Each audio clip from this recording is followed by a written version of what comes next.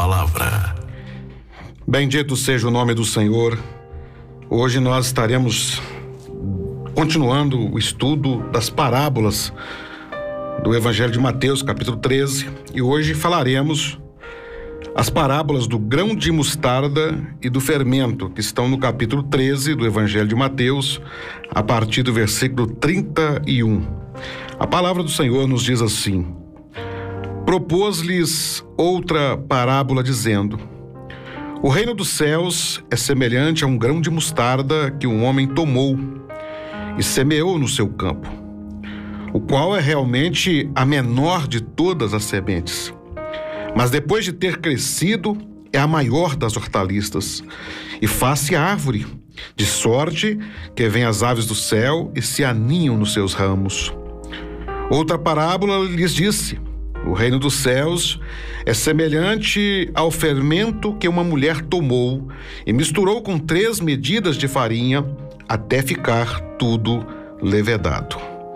Pastor Wander, amado ouvinte, interessante, essas duas parábolas, elas precisam ser sempre estudadas juntos, porque elas trazem o mesmo contexto.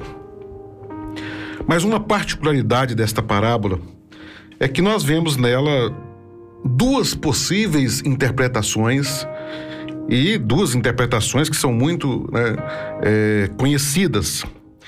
Só que elas iniciam no mesmo sentido e elas não convergem, na verdade elas divergem o entendimento. Mas para que o amado ouvinte possa aí entender essas duas interpretações, nós estaremos aí expondo um pouco dessas duas interpretações, para que através delas Deus possa estar falando a cada coração. E todos os dois ensinos são pertinentes, todos os dois ensinos têm um fundamento, e com certeza, através dos dois ensinos, Deus fala conosco.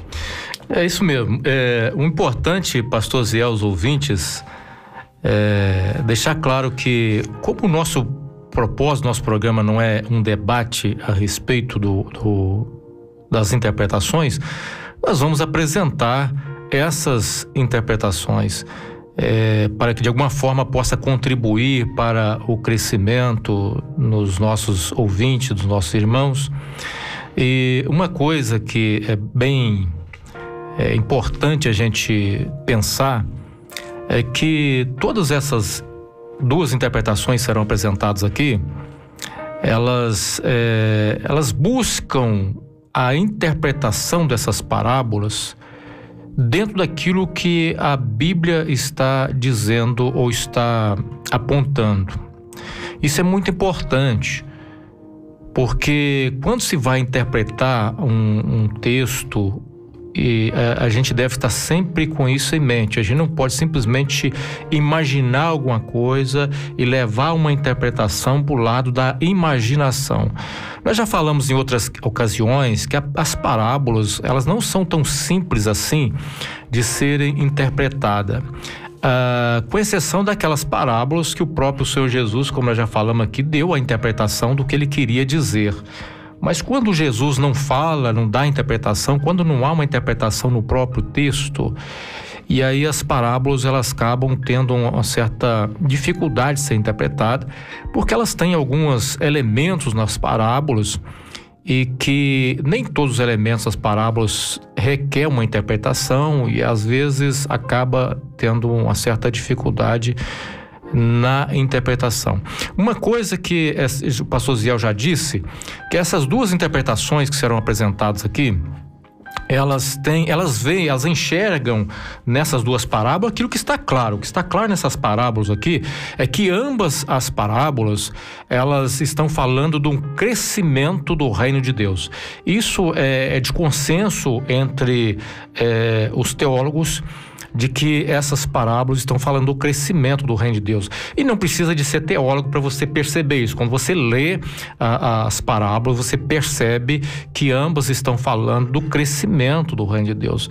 Agora, como o pastor Ziel já disse, que elas divergem no final, justamente porque a dificuldade ou a divergência está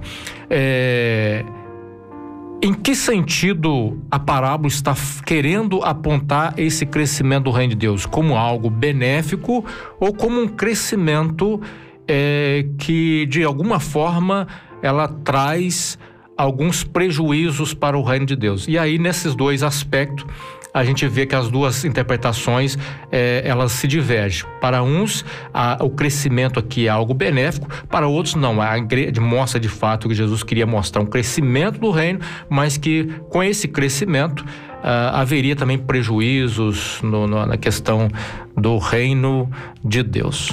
É verdade. E a primeira interpretação, e a gente tem que ser humilde, para não se autodeclarar dono da verdade. Interpretação é algo, muitas das vezes, subjetivo.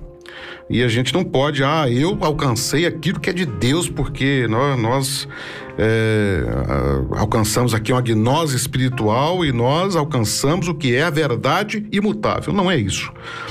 Mas a corrente majoritária dessa interpretação, ela vai nos falar do reino de Deus aqui como um crescimento benéfico, como um milagre.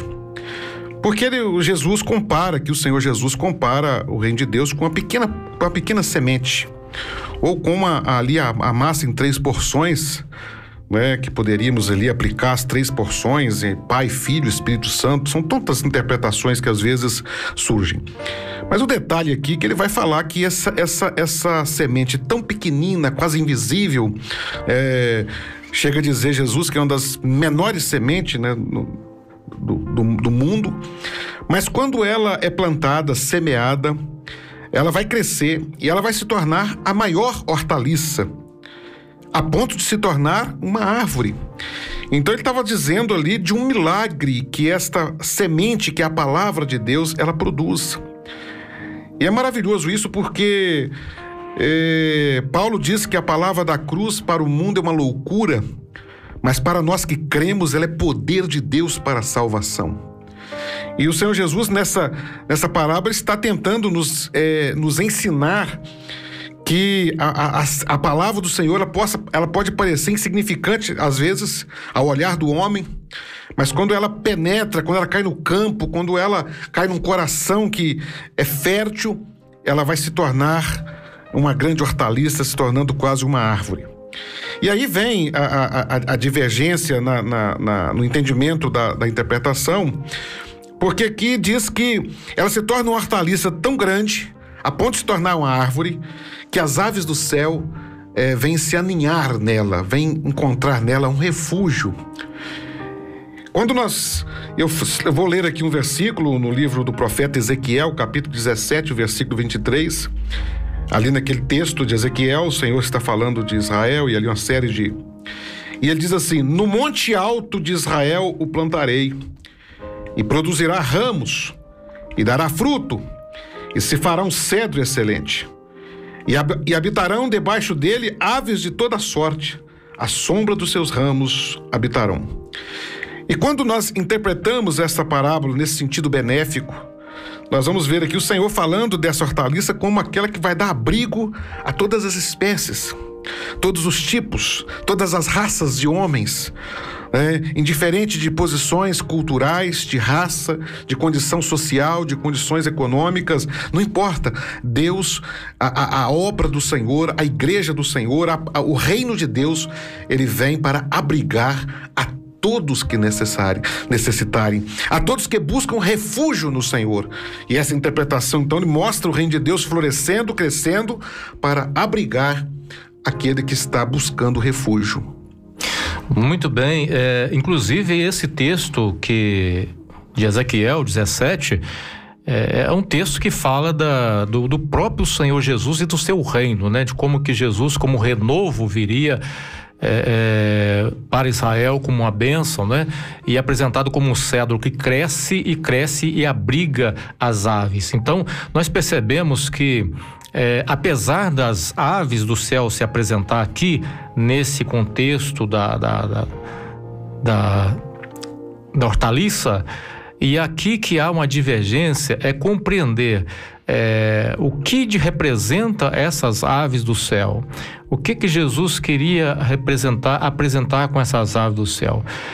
E o problema está justamente aqui, porque será que ele queria fazer alguma apresentação com as aves do céu, ou simplesmente mostrar que o reino de Deus cresceria a ponto de uma planta pequena se tornar abrigo.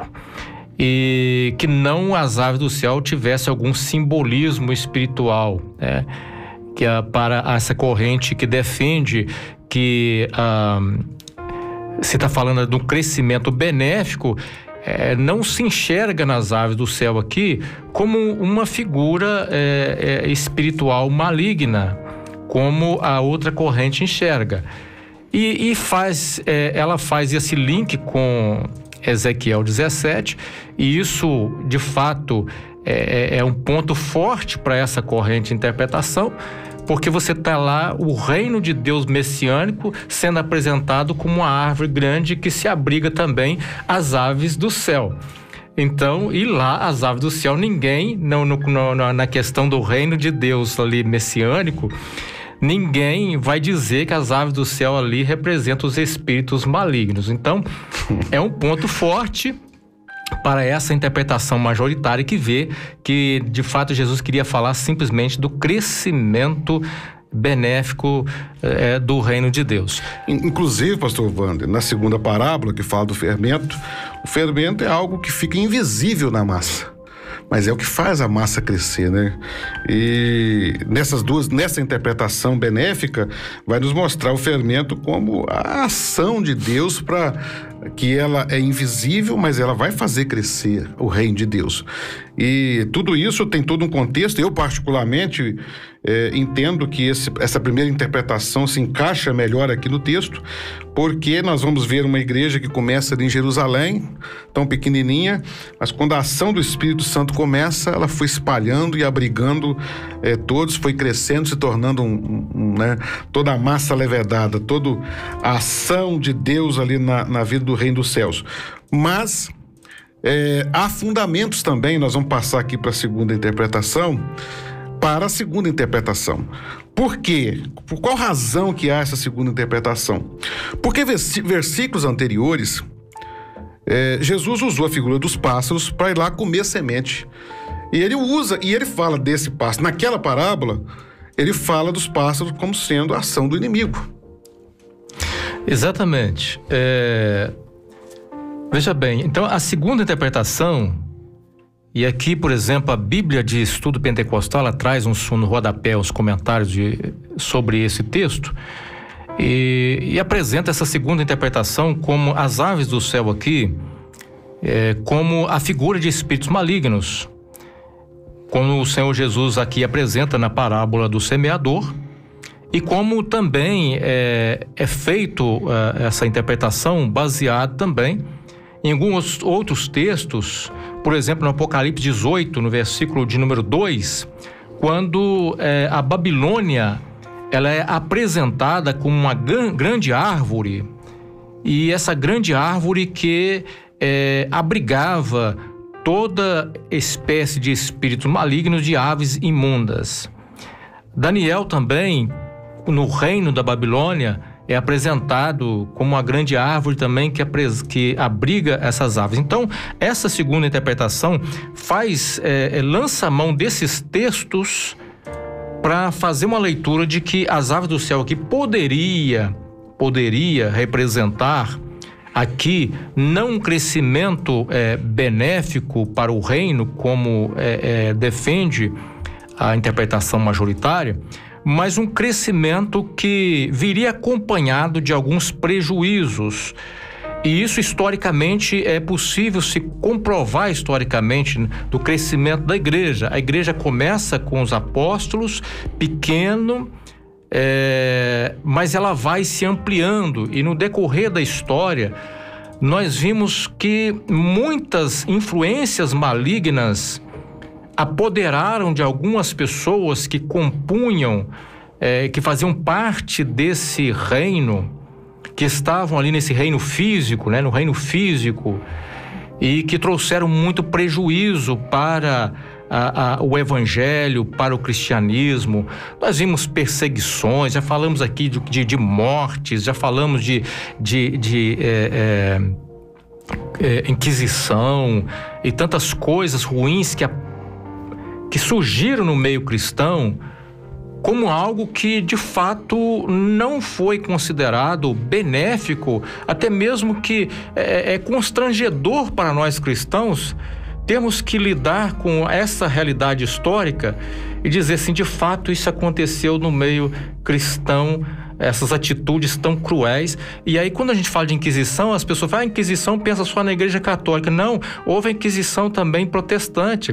Ambos os lados cometeram falhas, né? E que então o crescimento acontece, e aqui essa segunda interpretação, ela pega essa ideia do testemunho histórico para fundamentar também essa argumentação do quão prejuízo, quão ruim foi essa influência. Inclusive, quando nós lemos a história da igreja, nós vamos ver, e levando essa parábola sendo uma parábola profética, nós vamos ver o cumprimento nessa interpretação muito clara. Em todo o decorrer da história da igreja. Nós vamos ver já na igreja apostólica já existia algumas, e a segunda parábola que ela fala que um pouco de fermento leveda toda a massa. Nesse sentido, o fermento aqui fala das coisas humanas, das coisas terrenas. Sim. Não é uma ação do Espírito Santo, fala das coisas humanas. E quando nós pegamos e fazemos um estudo da história, nós vamos ver que a história da igreja nos mostra que haja fermento, né? No decorrer da história, o homem foi introduzindo ao reino de Deus, introduzindo a igreja visível, porque toda o seu entendimento, as suas razões, a sua forma de servir a Deus, e isso trouxe prejuízo. E não vamos dizer apenas histórico, isso é contemporâneo. Nós estamos vivendo um momento que há uma divergência doutrinária no meio evangélico hoje muito grande. Então nós vemos que e essa parábola da figueira, da mostarda, ela é muito entendida também da seguinte forma: quando o reino de Deus ele está escondido em Cristo, ele cresce, ele é saudável, ele salva, mas quando ele se exterioriza, quando ele começa a crescer, se exterioriza, isso tanto como indivíduo, também como entidade, como organização, o risco é muito grande. O que seria exteriorizar aqui? Porque a semente some e agora fica só a aparência da árvore. E esse é o perigo. E uma das simbologias da árvore na Bíblia, muitas das vezes, são as coisas humanas. E quando o homem aparece, quando o homem quer ser o centro, né, nós vemos hoje, nessa última hora, que há um evangelho antropocêntrico. Cristo está sendo deixado de lado. Quer dizer, o homem está em evidência. E quando o homem está em evidência, aí vem as aves fazer ninho, né? Aí fala das coisas ruins. Quando o homem está em evidência, surgem o fermento que fala das heresias. Porque a doutrina, irmãos, vejam bem, nós nunca podemos esquecer, irmãos, que a doutrina apostólica, ela está fundamentada, registrada há quase 2000 anos, e ela não se envelhece. Billy Graham chega a dizer em uma das suas mensagens que a Bíblia é mais atual do que o jornal de amanhã. É verdade. Né? Coisa linda a forma que ele falou da Bíblia. Por quê? Porque a Bíblia, apesar de ter quase 2000 anos, ela é nova a todo momento. Ela é nova por quê? Porque a natureza humana para a qual a Bíblia foi escrita há 2000 anos é a mesma natureza de hoje. O mundo evolui, os costumes mudam, as práticas mudam, mas a natureza do homem pecaminosa, antropocêntrica, ela continua a mesma. Então a palavra se renova. Então nós vivemos hoje um momento em que o antropocentrismo tomou conta do homem, tomou conta do evangelho, tomou conta do cristianismo de tal forma que o homem se tornou o centro. Não é muito difícil da gente ver isso, né? Homens e mulheres que tomaram o lugar de Deus. Eles são os abençoadores, eles são os responsáveis. E outro risco, pastor Wander e ouvinte, muito perigoso, muitas das vezes também, às vezes não é o homem em si, mas a própria entidade, a própria organização ali religiosa, ela se intitula como a dona da salvação. Isso é um perigo, porque você acaba transferindo, tirando de Jesus Cristo o poder de salvação e transferindo para uma denominação religiosa. É também a árvore florescendo, e isso também é um fermento. Exatamente. E você tocou num ponto aí interessante da atualidade da palavra de Deus. E é importante que, seja qual for a interpretação que alguém vai fazer dessa dessas parábolas, seja a interpretação majoritária ou essa segunda interpretação, o importante é que ambas elas trazem ensinos práticos para a nossa vida. E quando nós olhamos para a atualidade, para a nossa realidade, nós percebemos aquilo que tem sido a preocupação de muitos cristãos sinceros com aquilo que está acontecendo no meio do cristianismo, que é a presença do fermento. O fermento representa as heresias, representa aquilo que é acrescentado pelo próprio homem com o intuito de ajudar no crescimento do reino, o intuito de ajudar, embelezar a obra de Deus. Então o homem às vezes cria muita coisa, inventa muita coisa, acrescenta muita coisa que são considerados fermentos. O próprio Senhor Jesus... E até, Wander, às vezes de boa intenção, né? De boa intenção. O próprio Senhor Jesus, ele diz no capítulo 16 de Mateus, no versículo 6, ele diz assim, Jesus os advertiu: fiquem atentos, tenham cuidado com o fermento dos fariseus e saduceus. E exatamente Jesus estava advertindo os discípulos com relação à doutrina dos fariseus e dos saduceus, que foram acrescentados aquilo que era a lei de Deus dada ao homem. E esse acréscimo, Jesus vai advertir aos seus discípulos para tomar cuidado, porque era como um fermento. Então o fermento representa esse lado ruim da heresia presente, muito presente, e é interessante porque muitas vezes ela vem por uma influência. Às vezes a heresia ela é introduzida por falta de conhecimento e de cuidado no exame das Escrituras. Aí você falou muito bem, assim, não é com má intenção. Mas às vezes elas surgem por uma influência maligna. E aí que a gente volta na questão do pássaro lá, que, né, se uma parábola apresenta o pássaro como algo ruim introduzindo no crescimento, esse espírito maligno ele influencia para que as heresias aparecem, para que as heresias sejam introduzidas para danificar aquilo que era perfeito, as 3 medidas de trigo, representando uma obra da Trindade. E agora a heresia entrando para contaminar. E outra questão, pastor Ziel, com relação ao fermento, o próprio apóstolo Paulo, ele vai tratar de uma coisa que também é muito presente nos dias de hoje, sobre o pecado na vida da igreja. Então, o pecado na vida da igreja... Paulo vai chamar isso de fermento. Paulo, no 1 Coríntios, no capítulo 5, ele fala da imoralidade e do orgulho que estava presente na vida da igreja.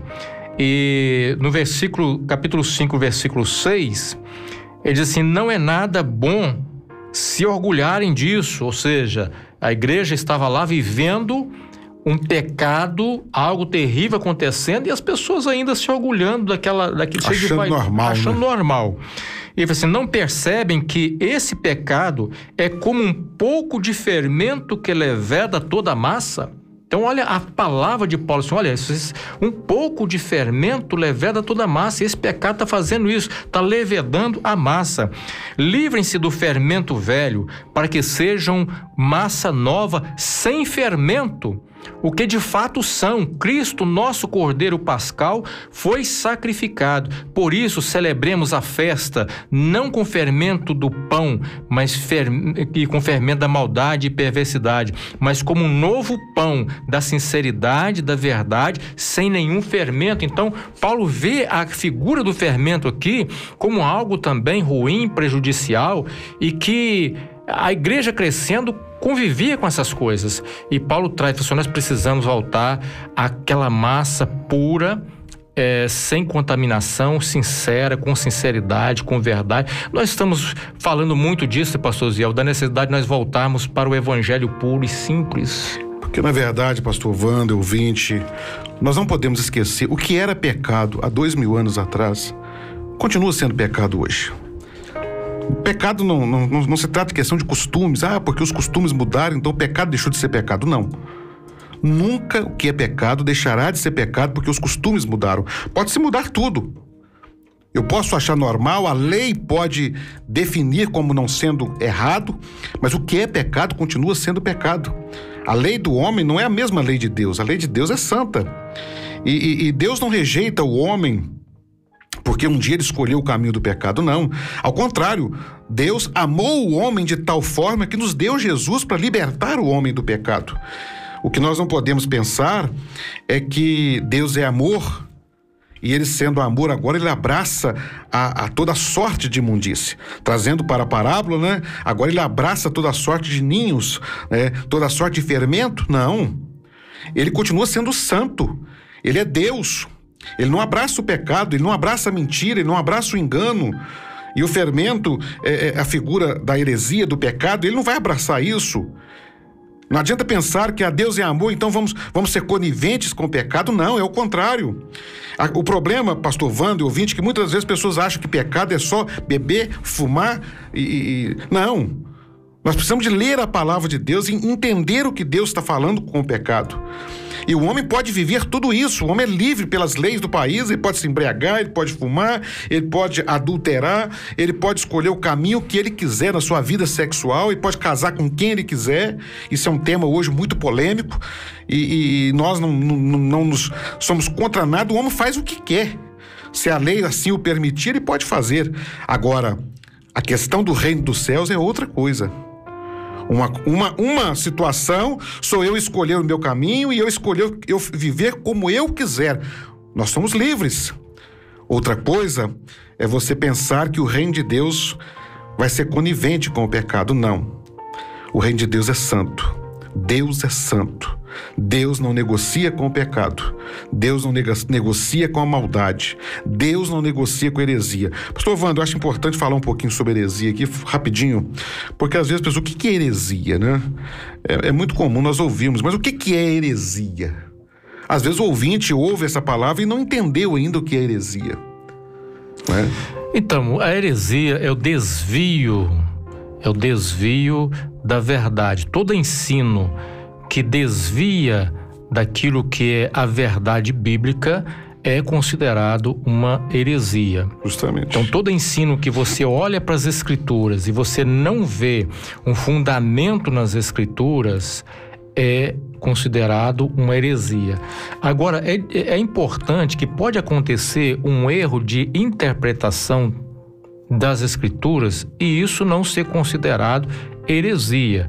A heresia é aquilo que vai de alguma forma afetar a vida espiritual do cristão. Então, é um ensino que destoa da palavra de Deus e que isso pode desviar o ser humano por completo daquilo que é o propósito de Deus, do projeto de Deus. Sobre a interpretação, hoje mesmo nós estamos dando exemplo de duas interpretações. Uma delas está correta. Mas nenhuma delas é uma heresia, porque todas as duas têm fundamentos. Agora, um exemplo de uma heresia, por exemplo, eu citei aqui alguém que ele começa a se intitular que para Deus operar precisa dele. Isso é heresia, porque a operação está em Cristo. Ou eu dizer, esta igreja é detentora da salvação. Aqui está a salvação, apenas aqui está a salvação. Eu posso dizer, aqui está a salvação, mas não apenas aqui. Exatamente. Porque a salvação é em Cristo. A salvação não é numa denominação. Isso é uma heresia. Outro perigo da heresia, pastor Wander, é porque ela é muito sutil. O fermento, se você misturar no trigo antes do processo ali, você não vai ver nenhuma diferença. São muito parecidos, mas o efeito dele é que vem depois. O problema da heresia é que ela vem com aparência de Bíblia. Sim. Ela vem com aparência de coisa boa. É muito comum a heresia, ela surge no seio da igreja com nomes às vezes, foi uma profecia, foi uma revelação de Deus.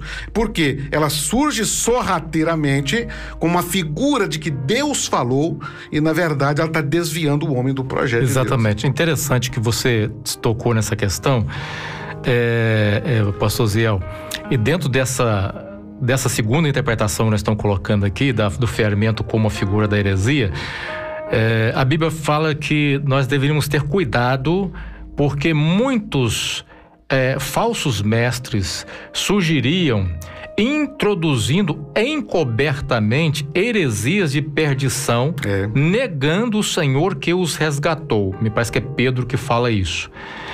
Então, o que acontece? A heresia, ela é introduzida encobertamente. E o fermento aqui foi colocado dentro da massa, de maneira que você não vê o fermento uma vez que está misturado com a massa. Você vê o resultado disso.